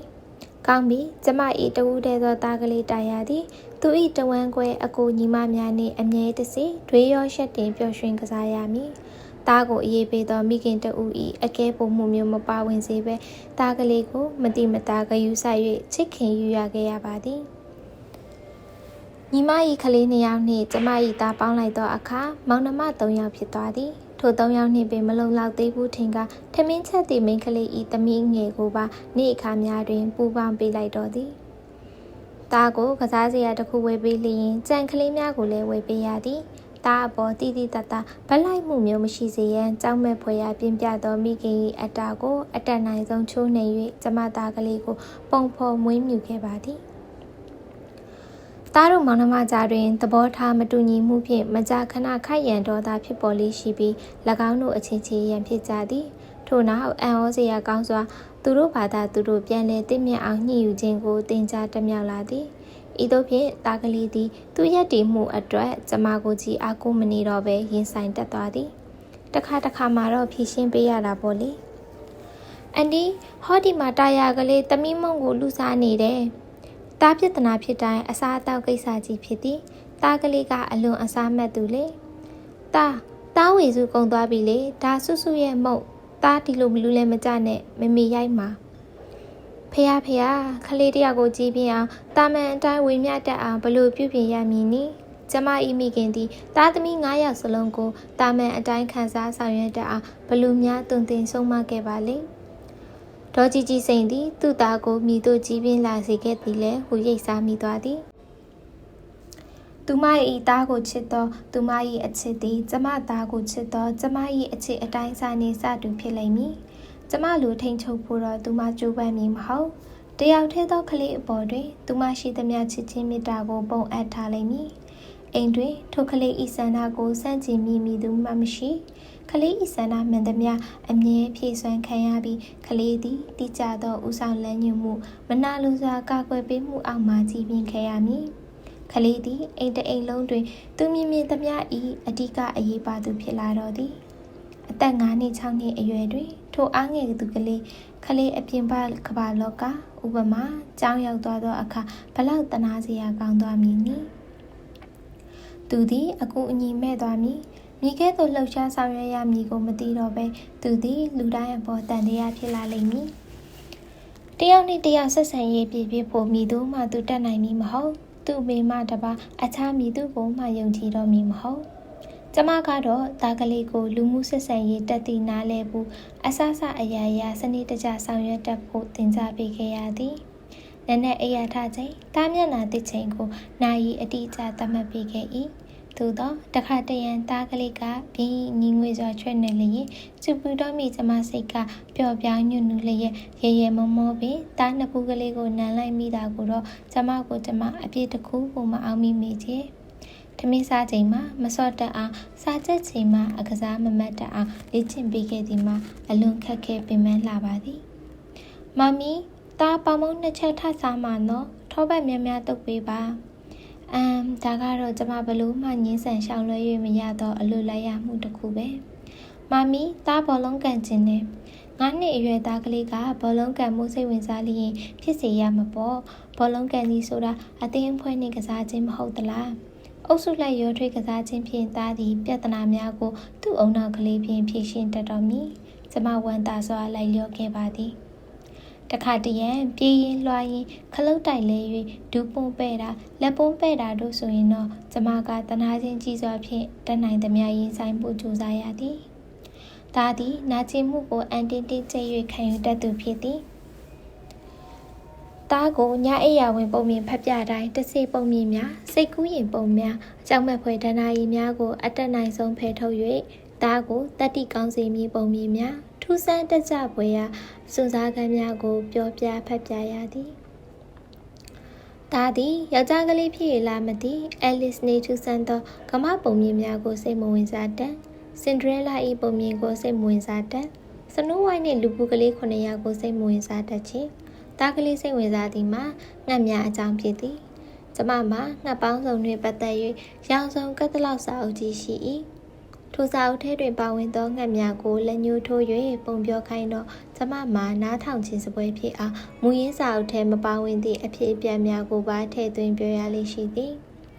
တားအချစ်ဆုံးငှက်ကိုလက်ညှိုးထိုးထောက်ပြခိုင်းရင်တော့ပင်ကွင်းငှက်ဤပုံဖြစ်နေတတ်သည့်အခါကျမလိုက်လဲစွာရေမောမိသည်တနေ့နေ့ကြရင်တော့တားသဘောကျသည့်ပင်ကွင်းငှက်တွေရှိတဲ့ဒေသကိုမမီကိုယ်တိုင်လိုက်ပို့ပေးမှာပေါ့တားရဲ့တားကိုအသက်9နှစ်အရွယ်ကလေးကသူ့ကလေးနှိမ့်ကလေးနေသူအိတ်တက်အောင်ကျမလေးချင်းပေးခဲ့သည်တားသည်အမှောင်ကိုမကြောက်ရွံ့ရပိတ်ထားသောအခန်းမှမကြောက်ရွံ့ရတားသည်မကောင်းမှုပြုရခြင်း၌ကြောက်ရွံ့သည်မှတပါအခြားမည်သည့်အရာကိုမှစိုးထိတ်ခြင်းမဖြစ်စေရနုနယ်သေးသောသားအားနားလေရန်ခက်ခဲမိငရဲကြီးမယ်ဟူသောစကားဆန်းဖြင့်ပေမချောက်လန့်ခဲ့ရပေမိရထားကဟူသားကခေါ်သောပိုးနှစ်တန်ကောင်များဖမ်းယူခြင်း၌ဝါသနာထုံလာသည့်သားသည်မကြာခဏသူကြောင့်ပိုးကောင်ငယ်ကလေးများတည်ဆုံရတာကိုတနာငှိညာရကောင်းမှန်းမသိသားအားနာကျင်မှုကိုကိုချင်းစာစိတ်ဖြင့်အကောင်ငယ်ကလေးများအပေါ်ကျင်နာတက်ရန်အားပေါင်းမတက်ရှင်းပြရ၏အများတကာမိခင်တွေလိုတစုံတရာဖြင့်6လန့်ဖို့ကျမအတွက်အလွန်ဝင်လေးခဲ့သည်ကျောင်းမှာစာသင်ဖို့ကျောင်းသားများကိုရှင်းပြဖို့သာမကပဲတားအတွက်အချိန်ပေးကကလေးတင်ငယ်စိတ်ပညာစာအုပ်ကြီးများကိုအထက်အခါဖက်မယိုးနိုင်အောင်လေ့ကျင့်တခါစာအုပ်ထဲကနှင့်တလွဲတချော်တွေဖြစ်သွားလျင်စိတ်ပြက်လက်ပြက်သို့သောသဘောကျနှစ်သက်စွာရေမောဒီလိုနှစ်ပင်အရေးကြီးလာသော9နှစ်အရွယ်ကိုတားလူမြောက်ခဲ့တော်သည်တားသည်တူးတဲသောတားပြီးသူလိုချင်သောအရာကိုရန်လိုစိတ်ဖြင့်ရယူဖို့ကြိုးစားလျင်တော့ကျမမငေါ့ရဲ့စူပူငေါငန်းခဲ့ရတော့သည်လူကျင်သောအရာကိုမရအောင်နီးမျိုးစုံဖြင့်အကြက်ကင်ဖို့ကြိုးစားသည့်စိတ်ဓာတ်တစ်ခုပါမသွားအောင်ကျမစိတ်ပင်ပန်းကြီးစွာပြုပြင်လေ့ကျင့်ပေးခဲ့ရပါသည်တားကိုကျောင်းမှာစာကြိုးစားအောင်နှင့်စာကြက်မှတ်ခြင်း၌ဝါသနာပါအောင်တော့တူဆုံးမစီရမလိုခဲ့ပေ တာကလေးသည်ညံထက်မြက်ထူးချွန်ပြီးကြိုးစားလိုသောကလေးတစ်ယောက်ဖြစ်သည်မမရရသား6နှစ်သားအရွယ်သူငယ်တန်းကျောင်းသားဘဝမှာသူအရက်လောက်ရှိသည့်အညိုရောင်မှွေးပွားဝုံဝုံရုပ်ကြီးကိုလူချင်း၍ပူဇော်သည်ကျမဝယ်ပေးခြင်းလှသည်မှာယူမတက်ဖြစ်သည်သို့သောသားသည်အကျိုးတရားတစ်ခုရရှိဖို့မည်သို့အကြောင်းတရားဖြင့်အခြေခံသည်ဆိုတာစောစီးစွာသိနေရမည်သားစာချက်လေသားအတန်းထဲမှာအလုံးထက်တော်ပြီးပထမဆုရရင်သားကိုမမီအဲ့ဒီအယုတ်ဝယ်ပြီးမှဘလောက်အံ့ဩဖို့ကောင်းသောသားလေသားသည်မမီအံ့ဩချီးကျူးရလာအောင်ကျွဲကောင်းလာသည်နှစ်ကုံသောသားကအတန်းထဲမှာဒုတိယဆုရသည်ကျမရေမောကထိုအယုတ်ကိုဝယ်ပေးလိုက်ပါသည်သားပထမဆုမရပေမဲ့မမီဝယ်ပေးတယ်နော်မမီချစ်တာကိုသားသိတယ်နော်ဟူမေးတော့သားကကျင်းတဲ့နှစ်သက်စွာကောင်းကလေးညင်၏အေးဒါဆိုလို့ရှိရင်ဒီတစ်နှစ်ပထမရအောင်လုပ်ဖို့သားမှတာဝန်ရှိသွားပြီဟုတ်ပြီလားသားသည်သူ့ကိုကလေးတပွဲသဘောထားခြင်းကိုမကြိုက်ပေသူ့ကိုလူရဝင်သောလူကြီးတစ်ယောက်လိုဆက်ဆံမှသဘောကျသည်စနစ်တကျသွန်သင်ခဲ့လျင်တဦးတည်းသောသားဖြစ်စေကမူသူသည်အလွန်လိုအပ်သောနိုင်ငံသားတစ်ယောက်အဖြစ်သို့ပြောင်းလဲကခေါင်းဆောင်တစ်ယောက်ဖြစ်သွားနိုင်သည်ကျမ၏သားသည်လူလောကကိုသူ့နီသူဟန်ဖြင့်အကျိုးပြုသည့်လူတော်ကလေးဖြစ်စေရမည်ဗုဒ္ဓသည်တဦးတည်းသောသားဖြစ်သည်မဟုတ်လားတာယာဤမာမီသည်တဦးတည်းသောသားများ၏မိခင်များနေတူသားအပေါ်၌အလွန်မျှော်လင့်ခဲ့သည်သို့သောလမ်းကြောင်းတစ်ခုခုကိုတာ၏ရှေ့တွင်အကျိုးပြချပြရှင်းလင်းပေးရုံမှတပါကိုယ်တိုင်ဥဆောင်တိုက်တွန်းမှုမပါအောင်ဂရုပြုရပါသည်1986ခုနှစ်တွင်ကျမမန္တလေးတက္ကသိုလ်စိတ်ပညာဌာနလက်ထောက်ကတိကဘဝဖြင့်ပင်ပြောင်းရွှေ့ရသည်1989ခုနှစ်10တန်းစာမေးပွဲတွင်တာဒီဂုံတူ3ဘာသာဖြင့်မန္တလေးမှအောင်မြင်ခဲ့ပါသည်မမီတာဘာလို့ရမလဲဟုတာကလေးကမေးသည်ကျမသည်ငယ်စဉ်ကတည်းကတာပေါ်မှာတာကြီးလာရင်ဘာလို့တင်သည်ဟုကြိုတင်စီမံချက်ချပေးထားသူမဟုတ်တာနှစ်သက်ရသဘောကျရာကိုရွေးချယ်ခွင့်ရှိစေရမည်ရုပ်စွာသောတာပကြီးစရာဖြစ်လို့လျင်ပကြီးစရာတဦးရင်ဆိုင်ရမည်ကောင်းကျိုးဆိုပြများကိုတာတီအောင်ပြောပြရှင်းလင်းပေးနိုင်ဖို့သာကျမမျှော်လင့်ပါသည်တာစိတ်ထဲမှာဘာလို့ချင်တယ်လဲကျမမေးသည့်အခါတာကအနေငယ်မဝင်ရဲဟန်ဖြင့်ကျွန်တော်အီးမေးကြယူခြင်းနဲ့မမီပြီးရင်အမေရအောင်လုပ်ပြီးကျောင်းမှာပဲဆရာပြန်လုပ်ခြင်းနဲ့ဟုခတ်တူတူဖြစ်၏ကျမဖះမတမိအောင်စိတ်ကိုထိန်ချုပ်ကပြုံးနေမိသည်တားရဲ့အမတ်က MC မိနိုင်တယ်နော်တာအနည်းဆုံး RID ကျွန်တော်သိပါတယ်မမီဒါပေမဲ့အဲ့ဒါတွေမလိုချင်ဘူးလေမမီကဖြစ်စေချင်တယ်ဆိုရင်တော့အိုးမဟုတ်ဘူးကျမကမန်ကရန်ညင်းလိုက်ရပါသည်တားကကိုပိုင်ဆုံးဖြတ်ချက်နဲ့လွတ်လွတ်လပ်လပ်ရွေးချယ်နိုင်တဲ့အရွယ်ရောက်နေပြီလေတားရွေးတဲ့လမ်းတိမ်မတိမ်စားအောင်မမီကထိမ့်ပေးဖို့ပဲရှိတာပဲတားရဲ့ထိုချိန်ကသားမျက်နှာကြည်လင်ဝင်းပါသွားသည်မှာကျမအတွက်တော့အေးမြသည့်လဆန္ဒပမာဖြစ်လေသည်ဟုတ်ကဲ့မမီကျွန်တော်ကဘာသာစကားတွေအစဉ်စဉ်ပြောင်းလဲတိုးတက်ပုံတွေကိုသိစိတ်ဝင်စားတယ်ဖះသို့တော့တားဖြစ်ချင်တာမှန်သမျှအလွန်ကျူမဖြစ်စေရအောင်ကျမလိုက်လျောခဲ့သည်တားလိုချင်သောအင်္ဂလိပ်ဘာသာစာအုပ်စာတမ်းမှန်သမျှမရလိုက်ဘူးဆိုတာမရှိစေရမြန်မာနိုင်ငံမှာဝယ်၍မလဲသောစာအုပ်မျိုးကိုတားပူစာလျင်နောက်နိုင်ငံသားမှဝယ်ယူ၍မပေးခဲ့ပါသည်တားသည်သူလေးလာချက်မှတ်လိုသောစာသူကျွမ်းကျင်လိုသောဘာသာရဲ့တစ်ခုကိုစာအုပ်ရှားပါမှုကြောင့်ဖြစ်တော့မပြတ်ကွက်စေရတားကသူရွေးချယ်ထားသောဘာသာရဲ့နှင့်ပတ်သက်လျင်အလွန်လောဘကြီးလေသည်ဤနေရာတွင်တော့တားကကျမနှင့်တူသည်ဟုပြောရမည်သူ့ဖေကတော့တပြားဖွင့်တချင်းနားထောင်ဖို့ကလွယ်၍သူ့ကုန်တဲ့လုပ်ငန်းကိုအပြတ်ခံသူမဟုတ်တားကတော့စာအုပ်တော်ကိုဖတ်ပြီးဆိုလျင်ထမင်းမေဟိမေတားကိုကျမအားမရသည်မှာတားသည်အနုပညာ၌အားနေခြင်းဝါသနာနေခြင်းပေသည်တားဖတ်သမျှစာအုပ်မှာဘာသာရေးသမိုင်းယဉ်ကျေးမှုနိုင်ငံရေးဥပဒေပင်မကြံတော့လေဝိထုကပြတို့ကိုဖြင့်ကောက်ကင်ဖို့ပင်မရခြင်းကျမကသားကိုအနုပညာစာပေဝါသနာကြီးစေခြင်းသည်သားကိုလည်းစုမတိုက်တွန်းလို့၍သားရှိမှဝိထုမဂ္ဂဇင်းဖတ်ပြကြည့်သည်သားသည်တရွက်နှစ်ရွက်ကောက်ကင်လှန့်လျော်ကြည့်ပြီးပြန်ချထားလေရှိသည်သားသည်တချင်းနာထောင်ခန်းစားရာတွင်တော့ကျမထက်သား၏ဂီတ၌စိတ်ဝင်စားသူဖြစ်၍ကျမအနေငယ်စိတ်ချမ်းသာရပါသည်ဂီတ၌မွေ့လျော်သူသည်ဘယ်တော့မှရိုင်းဆိုင်ကျန်းကျုပ်သောအသေးနှလုံးမရှိနိုင်အမေသားကကျမကိုစားနောက်ခြင်းသည် Smoky အဖွဲ့၏ Alice နှင့်အိမ်စင်းကက်လျက်ဟူသောတခြင်းကိုတပိုင်းတစညီ၍ပြုံးရည်လေးရှိသည် ဘာကြောင့်စွန့်ခွာရတယ်လဲဘယ်ကိုသွားရမလဲမသိအကြောင်းပြချက်မရှိပေမဲ့ဒါကိုကျွန်တော်မယုံဘူးကျွန်တော်နဲ့ Alice တို့အိမ်ချင်းကရက်နေခဲ့ကြတာ24နှစ်ကျွန်တော်ဘယ်လိုခံစားရတယ်ဆိုတာ Alex ကိုပြောပြဖို့24နှစ်လုံးစောင့်ခဲ့ရထို့နောက်ဖြုံးကနေတချင်းကိုရက်၍မမီဖေနဲ့မမီနဲ့အိမ်ချင်းကက်လျက်လာဟင်ဟူကလေးတပွဲစိတ်ဝင်စားစွာမိတော့၏ကျမရင်နာကျင်လျက်သားနှင့်ဟဟပတ်ရေမောပြီးတားနှစ်ဖူးပေါ်မှဆက်ပင်ပြော့ကလေးများကိုရှုပ်ဖွာပြလိုက်ရသည်အမလီအဝေးကြီးပါသားရဲ့ထို့နောက်အသက်20အရွယ်သားတိတင်သည်ဟုထင်သောသူ့အဖေနှင့်ကျမအကြောင်းကိုလိုအပ်သည့်ထက်မပိုစေရဘဲပြန်ပြောပြရသည်တားကိုပြန်ပြောပြသောဇာလန်၌တာမန်ထက်စိတ်အင်အားချို့တဲ့သောသူ့အဖေကိုတားမမုန်းတီးစေရတားတစ်ခါသာမြင်ဘူးသည့်ဖအေးဘက်ကဖွားဖွားကိုမမုန်းတီးစေရထိုချိန်၌ကျမဤမာနာအတ္တနာကြည့်မှုတို့ကိုတားထံကူးဆက်မိဆို၍တတ်နိုင်သမျှရှော့ပေါ်ပြောခဲ့ရသည်တားသည်မအေးအပေါ်အရေးတကြီးကြီးနှင့်အလိုက်တိတက်လွန်သဖြင့်သူ့ဖအေးလူများအမေကိုအချစ်ကြီးအခင်းတွေ့တာတော့မလားဟုပင်စိုးရိမ်ထိတ်လန့်ခဲ့ရ၏တခါတော့ကကျမနေမကောင်းသဖြင့်တားကပါကြောင်းဖြတ်ဖို့ကြိုးစားဘူးသည်တားရဲ့မမီကနည်းနည်းကလေးပဲဖြစ်တာပါတောင်းကြောင်းဖြတ်ပြီးပြုစုရလာအောင်လူမမာကြီးမဟုတ်ပါဘူးတားရဲ့အိမ်မှာနီးလဲရှိတာပဲတားရှိတော့ရောတားကကူပေးနိုင်တာမှမဟုတ်တာဆရာဝန်ရောက်လာမှပြောက်မှာပဲတားကြောင်းပဲသွားပါတားရဲ့ကြောင်းသားတွေအတွက်တားမသွားလို့မဖြစ်ဘူးလေမမီကအိမ်မှာတားမရှိလဲဖြစ်တယ်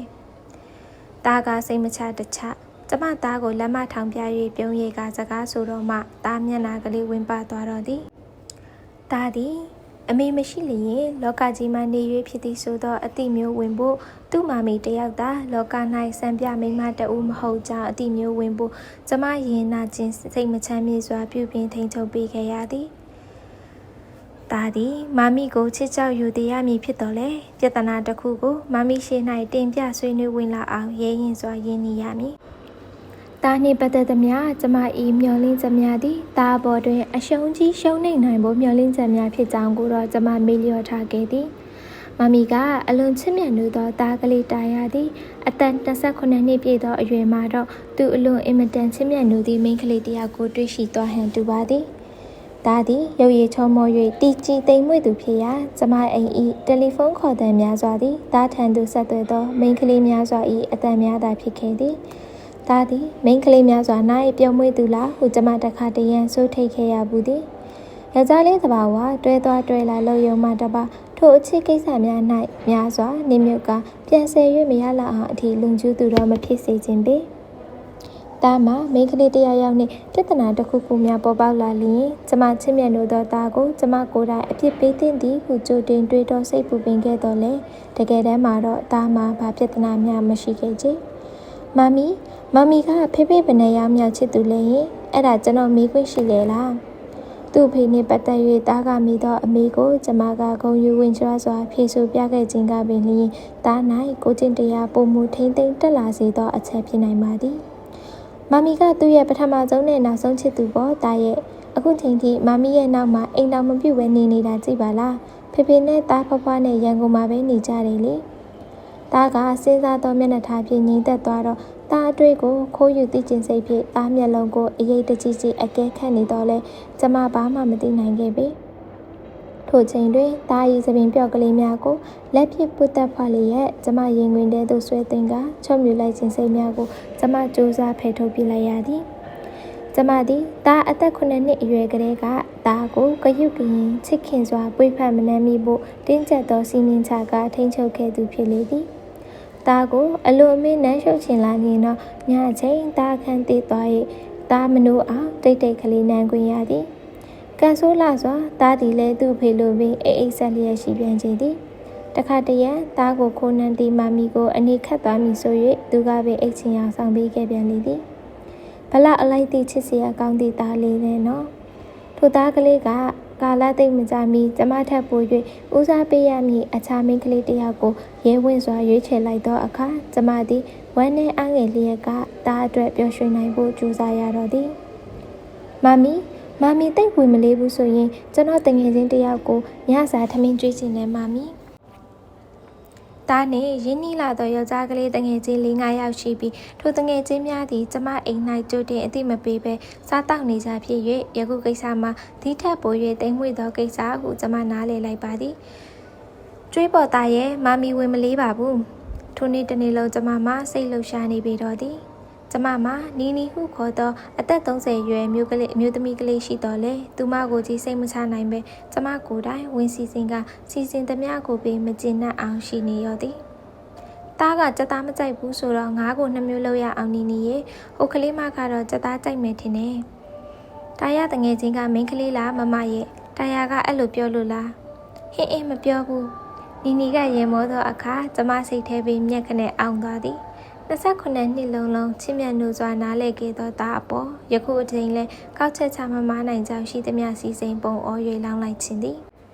ညနေ6နာရီမထိုးမီဟင်းလျာများအစင်သစ်ဖြစ်သောအခါကျမကမန်းကတန်းရီချိုရသည်သားတို့ရောက်လာချိန်တွင်ကျမကိုအစင်သစ်မတွေ့လျင်ကျမဤစိတ်သဘောထားအပေါ်သူတို့အမျိုးမျိုးပူပန်တွေးတောနေပေလိမ့်မည်6နာရီခွဲဖို့9မိနစ်အလိုတွင်ခြံဝင်းထဲထိစီးလာသောတာဤစပိန်ကယ်ရီယာခုံလေးပေါ်မှာမိန်းကလေးတစ်ယောက်ပါလာသည်ကျမရင်တွေတတိုင်းတိုင်းခုံလေးရဲ့အင်းရှိတကားဝမှာထွက်ရည်ကြိုဆိုရပါသည်ဖះရေမိန်းကလေးဦးကောင်းကတာပခုံးထပ်ပင်နှိမ့်နေပါကလားတာရဲ့တာကအရက်ပူကောင်းမလေးတွေကိုမှချစ်မြတ်နိုးတက်တာလားကွယ်မမီဒါကျွန်တော်တငယ်ချင်းနှင်းစီဖြူတဲ့ကျမရုတ်တရက်6တွေ့သွားသောအာကောင်များကိုဘလို့မှဆူအောင်ကြိုးစား၍မရပေသူကအခုမန္တလေးစေးရုံကြီးမှာအလုပ်တင်ဆရာဝန်ပါမမီဖြူဒါကိုမမီလေးဒေါ်အေးကျော်တဲ့စိတ်ပညာဌာနကကတိကလေးတွေ့ရတာဝမ်းသာပါတယ်ဆိုသောစကားမျိုးသမီးကလေးကချစ်စရာကောင်းလိုက်တာဟုသောလောကဝိစကားမျိုးကိုကျမပြောဖို့အကြိမ်ကြိမ်ကြိုးစားလျက်ပြောမထွက်ခဲ့ပါပြောရသောနှခမ်းသည်ပဲတင်း၍နာကျင်သလိုဖြစ်လာသည်မမီအကြောင်းကိုသူခဏပြောလွန်တာနဲ့ဖြူအလွတ်တောင်ရနေပါပြီမမီချိုမြသောစကားတန်နွတ်နယ်ကလေးသည်ကျမရင်ထဲကအသေးနှလုံးကိုလက်ကျန်းဖြင့်စုံညစ်ချလိုက်သလိုနာကျင်သွားစေ၏မမီတဲ့လားကျမနှင့်ပထမဦးဆုံးတွေ့ဆုံခြင်းမှာသူမကကျမကိုမမီဟုပိုင်ဆိုပိုင်နှင်းခေါ်လိုက်ပြီလားမိန်းကလေးသည်ရဲတင်းစွာပွင့်လင်းပုံရ၏ရှဲ့ရွံသောအမူအရာမဝိမရဲပုံစံတို့မရှိအဲကန်းကလတ်ထိုင်မှဝင်ထိုင်တော့သူမနှစ်ပေါင်းများစွာရင်းနှီးကျန်းဝင်ပြီးသားအိမ်တိမ်ပမာတေသက်ကြနာစွာဝင်ထိုင်နေသည်ဒါကဆရာဝန်အလုပ်ကိုတော့ဝါသနာမပါဘူးဆိုဒါမဲ့အင်တာဘက်ကိုတော့ဆရာဝန်ဖြစ်နေမှမစိုးရိမ်မိဘူးလားဒါကိုပြုစုယူရဖို့ဆရာဝန်မိန်းမမှာအချိန်များအားလက်မီများထင်နေလို့လားကွယ်မမီနဲ့လည်းဝေးကွာနေချိန်သားစနီးကလည်းမပြုစုနိုင်ရင်တော့သားကလေးစိတ်ညစ်ညူရတော့မယ်ထမင်းစပွဲတွင်ထိုင်မိကြတော့ကျမရဲ့အတများကိုစူးဖြောက်ဖြက်ထားရသည်ဒါကသူ့ထုံးစံအတိုင်းကျမတိုက်တဲ့သောငပိစီကြောကိုကျမပကံနဲ့အရင်ထည့်ပြီးမှကြက်သားဟင်းကိုထည့်ပေးသည်ဒါသည်သူ့ဖေထက်သောတတိရှိပေ၏သူချစ်သူထမင်းပကံနဲ့သူလည်းဟင်းထည့်ပေးဝင်ပေးသောတတိရှိသည်ကျမရင်ထဲမှာကျင်ကနေနာသွားသည်သို့တော့တာဤမိန်းကလေးကိုစားကျမဝမ်းသာရမပေါ်ဒါသည်မမီဤထိန်ချုံမှုအောက်မှာကြီးရှိမနေဘူးမဟုတ်ဘူးလားမိခင်မျက်နှာကိုအရေးလိုကြည့်ပြီးမှတစုံတစ်ခုလုံးဝင်သူမဟုတ်ဘူးလေကျမကလည်းတားကြိုက်တတ်သောငမြင်းစီပြန်ဟင်းကိုတားပကံနဲ့သူပထမဦးစွာထည့်ပေးလိုက်၏တားကမောကြီးကကျေးဇူးတင်ပါတယ်မမီဟုပြောသည်ဒါကတော့တားမိထုံးစံလေသို့တော့ကျမစိတ်ကိုအတန်းနိုင်ဆုံးလျှော့၍နှင်းစီဖြူဤထမင်းပကံတဲ့သူဟင်းထည့်ပေးပြန်တော့နှင်းစီဖြူကလည်းကျေးဇူးတင်ပါတယ်မမီဟုပင်ပြောသည်ကြည်စံဒါသားနှင့်တန်းတူအခွင့်အရေးရှိကြောင်းလက်ခံလိုက်တာပဲမဟုတ်လားအိုးအဲလစ်နေယူနေသလားဒီမိန်းကလေးအနေနဲ့သူ့ချစ်သူကိုအတူယူဖို့တာဝန်ရှိကိုရှိတယ်သူရောက်ခမဘာကြိုက်တတ်တယ်ဆိုတာချစ်သူကနေတစ်စီလေးလာရမှာမဟုတ်လားမိန်းကလေးသည်တားလိုပင်ဇွန်းခရင်ဖြင့်အတန်လုံးဝမမြည်စေပဲတိမ်မွေ့ငင်သာစွာစားတတ်၏ဟင်းကြိုခတ်တော့ပြီးလျင်ထိုဇွန်းကိုသူမဤပကံထဲသို့မှောက်၍စစ်ထည့်ပြီးမှဟင်းကြိုပကံထဲသို့ပြန်ထည့်၏စားတာတောက်တာတော့အိန္ဒြေရတာပဲသို့တော့ထိုကတ်သောသပင်နှင့်ဆရာဝန်တယောက်ဤအင်္ဂါယုတ်နှင့်မညီဟုထင်သည်ပါလစ်နီမြန်းသောနှုတ်ခမ်းများကတော့စွာမိပုံပဲတင်းမြင့်သောမျက်ခုံးမှာပုံဖော်၍နှုတ်ထားကြောင်းကျမဘာသာသိချနေသည်မျက်လုံးကတော့ရဲရင်စွာလှပသည်ဤမျက်လုံးများဤညှို့ယူမှုအောက်တွင်သားကလေးပနေချင်းအေးပြောကြခဲ့ပူပါလိမ့်စင်းကြသောမျက်တောင်ရှိများသည်တစ်ဖြက်ဖြက်ခတ်လိုက်လျင်ရှွန်းလဲသောမျက်ဝန်းကိုပုံမအားကောင်းစေလိမ့်မည်သူမဤနားမှာရွှေနှဆွဲမြင့်မြင့်တန်းတန်းကလေးကိုတော့ကျမကြည့်မိရပေသူ သူမလှူရှာလိုက်လျင်ထိုနှစ်ဆွဲကလေးခါရန်သွားကသူမကိုပို၍တော်လက်စေလိမ့်မည်ဝတ်ထားသောအင်ကြီးကလည်းပွားကြီးနိုင်ငံသားက ready made လာသောရှက်အင်ကြီးတာကဲ့သို့အင်ကြီးမျိုးထမိန်ကလည်းနည်းနည်းတူလွန်သည်ထင်သည်ငွေရောင်ပန်ဆယ်ဟီစ်ကလည်းတောက်ပါလွန်သည်ကျမဤချွေးမလောင်သည်အင်ရီယာယာရိုးစင်သောမိန်းကလေးဖြစ်ရမည်ဟုများကျမမျှော်လင့်ထားခဲ့မိလေသလားကျမတို့စိတ်ပညာဌာနကရင်ဖုံးလက်ရှိကလေးနှင့်ချိတ်ထမိန်သာဝိလိရှိသောဆီယာမကလေးကိုတော့ဘာဖြစ်လို့သားကမကြိုက်ပါလိမ့်ထမင်းကိုဆက်မစားနိုင်တော့၍အာနာစွာပင်ရက်လိုက်ရသည်ဟင်းမမီဒီနေ့ထမင်းစားနေလိုက်တာအေးကွယ်စောစောကချက်ရင်ပြုတ်ရင်မီးရများသွားတယ်တာရဲ့ထမင်းစားပြီး၍ရင်နွေးချက်နှင့်ငပြောသည့်ကြော်ကျွေးဖို့ကျမပြင်ဆင်နေစဉ်သားတို့နှစ်ယောက်ကပြုံးရည်လျက်စကားတူတူပြောနေကြသည်သူတို့အမူအရာကတော့တော်တော်ကိုရင်းနှီးကျွမ်းဝင်ပြီးသားပုံစံပါကလားတယောက်ကြောင့်တယောက်အဆအဆုံးတည်ပြီးသားပုံစံမျိုးဤမိန်ကလေးသည်ကျမရင်ဝင်ထဲမှချစ်လာစွာသောသားကိုဆွဲထုတ်ခေါ်ဆောင်သွားဖို့နည်းနည်းများတွန်းဆုံမိသူမဟုတ်ကျမတည်သည်သားကလည်းခက်လန်းလန်းမှမမီရှိနေလို့များချစ်သူကိုစကားမပြောဝင်လာအောင်တက်တီနေသည့်ဖအေးလိုလူစားမျိုးမဟုတ်ပေတခါမိန်းကလေးနဲ့ရေမောပြောဆိုရင်ကျမရှိရသို့လှမ်း၍ဖြူကားဖြစ်အဲ့ဒီလောက်တောင်ကြောင်နာမမီရဟူသောစကားမျိုးဖြစ်ပြီးကျမကိုစကားဝိုင်းနဲ့ဆွဲခေါ်တတ်သူသားကလေးလူမှုရေးသိပ္ပံကျွမ်းကျင်ပုံကိုမမီကိုယ်တိုင်လေ့ကျင့်ပေးခဲ့တာပါကွယ်သားတို့နှစ်ယောက်ကျမကိုနှုတ်ဆက်၍ပြန်ကြဖို့ဟန်ပြချိန်မှာတော့ကျမစူးစမ်းပန်းစားပြုံးစေရမလို့ပဲလွယ်ကူချောမွေ့စွာနှုတ်ဆက်ဖြစ်သည်သားရီမိုးချုံမယ်နော်ဖြူကိုပို့ပြီးရင်ဘဲမှမဝင်နဲ့အိမ်တန်းပြန်ခဲ့ကြလားထိုစကားကြောင့်သားကလေးချစ်သူနှင့်စကားပြောချိန်နေသွားမလားဟုကျမမစိုးရွံ့နိုင်တော့ပေခြံဝင်းတကားကိုလိုက်၍စီးပိတ်ချိန်မှာတော့ကျမမှရှိသမျှအင်အားတွေနှင်းစီဖြူဤနောက်သို့ပါသွားတော့သည်ကျမကိုယ်တိုင်အရေးတကြီးကြီးပြုစုဆောင်ရှောက်ခဲ့ရသောချစ်လာစွာသောသားကလေးကိုနှင်းစီဖြူဟူသောမိန်းကလေးကလွယ်လင့်တကူသိမ့်ပိုက်သွားတော့မည်ဒါသိသေးကြသည်မမီထံမှခွဲထွက်ဖို့သားကလေးကအစင်သစ်ဖြစ်နေပြီပေါ့ဤကိစ္စဤမြလွယ်ကူပါသလားသားသည်နနက်ကော်ဖီကိုနှုတ်မပါပဲတကြားနှစ်စုံဖြစ်တောက်တက်ပြီးညကော်ဖီကိုတော့တကြားလုံးဝမထည့်ပဲတောက်တက်ကြောင်းနှင်းစီဖြူကသိပါမလားသားကိုကော်ဖီဖြော်ပေးဖို့သူမမှအချိန်ရပါမလားသို့မဟုတ်ခင်ပွန်းဖြစ်သူကိုကော်ဖီဖြော်ပေးဖို့ထက်ခင်ပွန်းဖြစ်သူကဖြော်ပေးသောကော်ဖီကိုမှတ်မောစွာတောက်လို့သည့်မိန်းမလေးကလေးလားသားသည်သူ့ချစ်သူစိတ်အညိုညင်မခံပဲသူကိုယ်တိုင်ယူရစွာပြုစုလေစင်မလားနှင်းစီဖြူသည်တာဤညအိယာဝင်စာဖက်ချိန်ကိုမူနဲ့စွာတားမြစ်ဖဲ့ယူလိုသူမိန်းကလေးလားအစားအသောက်ကောင်းကြိုက်တတ်သောသားအတွက်မမီလိုဖွဲဖွဲရရစီစဉ်ကျွေးမွေးတတ်ပါမလားအဲလစ်ဒါတွေကိုညီးတွေးဖို့မလိုဘူးသူ့အလိုလျောက်ဖြစ်သွားလိမ့်မယ်ဘာပဲဖြစ်ဖြစ်ယနေ့ညမှာတော့သားသည်ကျမကိုနှင်းစီဖြူကြောင့်ပြောပြမှာတော့အမှန်ပဲတားနဲ့ဖြူနဲ့တမီးစားလားဟုကျမကစမေးတင်သလားတားပြောကိုစောင့်ရမလားတားလိုရဲဝံ့ပွင့်လင်းသူမအေကိုတငယ်ချင်းလိုဆက်ဆံသူအားကျမဘာမှမေးဖို့တော့မလိုအပ်ပါတားကပြောပြမှာပေါ့တားသူ့ကိုယူမလားလို့မမေးမိစေနဲ့နော်တားကလက်ထပ်ယူမအတိတာကြီးပဲလေဘယ်တော့မှများမိန်းကလေးတယောက်ကိုသူ့မာမီနှိပ်တွေးပေးဖို့ကြိုးစားဘူးလို့လေရှင်ထဲမှာခါတီးစွာနာကျင်မှုဖြင့်ဧကန်းမှာနွမ်းလျက်စားထိုင်လိုက်ရသည်ဧကန်းနေရာမှာချိတ်ထားသောတပ်ပုံထဲမှာကျမ၏ယောက်ျားသည်ကျမကိုမရေမပြုံးငုံကြည့်နေသည်မိမဘဝမှာအရှုံးကြီးပဲလို့ဘာဖြစ်လို့တယောက်ကကျမကိုမပြောပြခဲ့ပါလိမ့်ဇနီးမယားဆိုတာအစားရတယ်မေးဆိုတာအစားမရဘူးဟုပြတ်သွားစွာပြောခဲ့သောသူသည်ထိုစကားမျိုးသားကလေးပြောတတ်အောင်သင်ကြားပေးဖို့ကျမအိမ်သို့မကြလာတတ်သူမဟုတ်ပေကျမသူ့ကိုအဖေမေးထပ်ပင်ပို့ချခဲ့သည်မှလည်းအမှန်ပါပဲသို့တော့သူထက်ပို၍အစပေါင်းများစွာကျမသားကိုချစ်မြတ်နိုးကြောင်းကျမဘသူကိုပြောပြရင်ဖွင့်ခွင့်ရပါမလဲကျမကိုဘသူကများကိုချင်းစာနိုင်ပါမလဲတူတဲ့သောသားပေါ်ပုံအော်ရေးချစ်လိုက်ရသည်မျက်နှာမှုလေကျမသည်မျက်ရည်ဝေဝါးလျက်ကတယ်လီဖုန်းကိုဖြုံးကနေကောက်ကင်ဆက်သွယ်မိတော့သည်တစ်ဖက်ကဖုန်းကင်သူမှာကျမအလွန်ချစ်မြတ်နိုးခဲ့ရသောကျမကိုသူမိခင်လောက်တမိုးမထားသောကျမ၏ယောက်ျားဖြစ်သည်ကိုမေယာအဲလစ်ပါအဲလစ်သူ့ကိုကြာရှည်အံ့ဩမိန်မောခွင့်မပေးနိုင်မေရှိလားနေကောင်းရဲ့လားဟင်အင်းကောင်းပါတယ်ဒါနဲ့မေနဲ့ခဏစကားပြောပြရစီခဏအဆက်အသွယ်ပြတ်နေပြီးကျမရင်တွေတိတ်ခုန်နေပြီးနောက်ကျမဘယ်တော့မှမမေ့နိုင်မိကျမရောက်ခမကြီးအတန်ကိုပြတ်သားစွာကြားလိုက်ရသည်အေးကြော်လာဟိအ အသက်86နှစ်အရွယ်အဖွားအို၏အတန်မှာကျမထပ်ပင်အင်အားပြည့်နေသည်ဒါပေါ့လေသူမချစ်ခင်သည့်သားကသူမအနားမှာတစ်ချိန်လုံးရှိနေခဲ့တာကိုဟုတ်ကဲ့မမေကျမမေးစရာကလေးရှိလို့ပါကျမအတန်ကိုထိန်ချုပ်ကခက်ရွှင်ရွှင်ဖြစ်အောင်ပြုပြင်လိုက်သည်လွန်ခဲ့တဲ့28နှစ်လောက်တုန်းကကိုကိုင်းအိမ်ကိုကျမပထမဆုံးလိုက်လာတော့မမေကိုတွေ့ချင်းမမေလို့ခေါ်ခဲ့တာကိုဘလို့သဘောရသလဲဟင်တစ်ဖက်ကတပြင်းရှိုက်လိုက်သလိုလေတံခက်တက်ကြားရပြီးခဏတိတ်ဆိတ်သွား၏ကျမလက်ဖြားများအေးဆက်ကဆူဆူလာကြသည်အာကောင်ကတော့6သွေးကခေါင်းထဲမှာတရိပ်ရိပ်မူးဝေလာသည်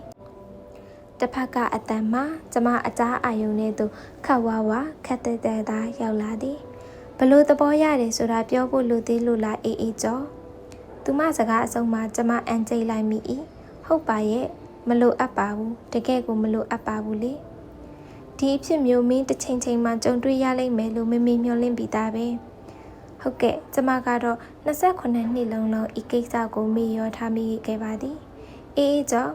ဟုတ်ကဲ့မေမေတခုခုတော့ကျမကိုကူညီပါအောင်ကျမနဲ့ကိုမေအောင်နဲ့လက်ထပ်ပြီးတခြားရောက်နေတဲ့အချိန်မှာမေမေဘာလို့နေခဲ့သလဲဟင်ဖះရှိခိုးပြီးပတိတွေစိတ်နေခဲ့တယ်လေမူးဝေသောဝေဒနာမှာပို၍ဆိုးရွားပြင်းထန်လာပြီးကျမတနည်းရမှာလဲအိမ်မှဖြစ်တော့မည်ဟုအလိုလျောက်တည်တာ၏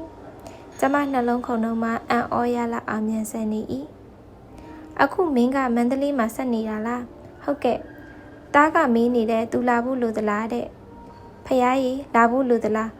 နှစ်ပေါင်းအစိမ့်လောက်ကြာကမှအဲလစ်လိုအပ်ရင်ကိုမေအောင်ကလာခဲ့မယ်ပေါ့ဒါဟာဒေါ်ကြီးကြီးစိန်ရဲ့သဘောတူခွင့်ပြုချက်မဟုတ်လားကိုဟေးအင်းကျေးဇူးတင်ပါတယ်မေမေမလိုပါဘူးမင်္ဂလာညပါကျမတယ်လီဖုန်းကိုချလိုက်ပြီးအနီးကဆိုဖာပေါ်သို့လှည့်အိတ်ကရှိုက်လိုက်မိသည်မလာကြနဲ့ဘသူမှမလာကြနဲ့ဘသူမှနှစ်သိမ့်ပေးဖို့မလိုပါဘူးအဲလစ်ကျော်မောင်တတိယကြဆုံးခံဟာတိတ်တိတ်ဆိတ်ဆိတ်ကလေးပြီးဆုံးသွားစေရမယ်အေးဆက်တော်လက်ပြားများဖြင့်ပူးတက်မိသောကျမမျက်ရည်များမှာပူလောင်လွန်းလှပါကလားကျမ၏အထက်ကောင်းရင်းနေရန်တွင်စိတ်ပတိကလေးတကုံးမျှပင်ရှိမနေပါကျမသည်ချစ်လစွာသောသား၏တာမန်ဖြစ်၍အောင်မြင်၍လိမ္မာ၍တွတ်တက်၍တို့တွင်စိတ်ရောကိုယ်ပါမြုပ်နှံထားခဲ့သည်သား၏ချစ်ချင်း၌နှင်မွန်းပျော်ဝင်ကအရာရာကိုမေ့လျော့ထားခဲ့သည်ယခုတော့ကျမသည်အသက်50အရွယ်မိန်းမတစ်ယောက်လှုပ်တင်လှုပ်ထိုက်သောအလုပ်ကိုပထမဆုံးအကြိမ်နောက်ကျစွာပြုလုပ်ရတော့မည်ကျမ၏တရားဘာဝနာတွင်ကျမမွေးလျော်နိုင်အောင်ကြိုးစားရတော့မည်တာ၏မိန်းကလေးသည်တာအပေါ်ပိုင်ဆိုးပိုင်နေနိုင်လွန်းတာကိုမေ့ထားပြီးတော့လေတဦးတည်းသောတာ၏မိခင်များသည်သူတို့ချစ်မြတ်နိုးလာစွာသောတာနှင့်ထိုက်တန်သည့်မိန်းမများကိုဘယ်တော့မှရှာတွေ့ကြလိမ့်မည်မဟုတ်ကြောင်းကျမယခုတော့သိလိုက်ရပေသည်ဟုတ်ကဲ့ပါရှင်ပူတဲ့အခုဖတ်ပြပေးသွားတဲ့ဝိထုလေးကတော့ဆီယာမဂျူရေးသားခဲ့တဲ့တဦးတည်းသောသားဆိုတဲ့ဝိထုကလေးပဲဖြစ်ပါတယ်အားလုံးပဲကြိုက်နဲ့တက်ကြလိမ့်မယ်လို့မျှော်လင့်မိပါတယ်ရှင်ပူတဲ့တို့ channel လေးကနေဝိထုကောင်းလေးတွေကိုနေ့စဉ်နဲ့အများအမဲဖတ်ပြတင်ဆက်ပေးနေရမို့လို့ပူတဲ့တို့ channel လေးကို like and subscribe လုပ်ထားပြီးတော့ဘေးနာကခေါင်းလောင်းလေးကိုနှိပ်ကအားပေးနားဆင်ကြပါအောင်နော်ကျေးဇူးအများကြီးတင်ရှိပါတယ်ရှင်